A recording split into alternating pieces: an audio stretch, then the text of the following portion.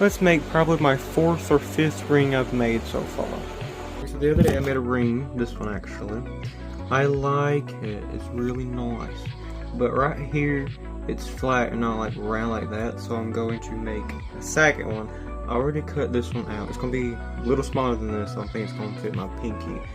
It's a little bent so far, which is how I made it because I need to solder that.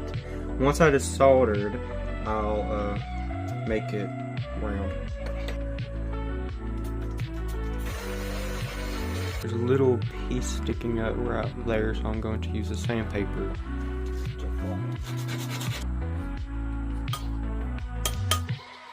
It's tight, it's a little too tight.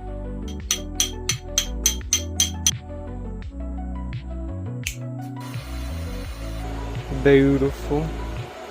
Fits nice and well, a little too well actually.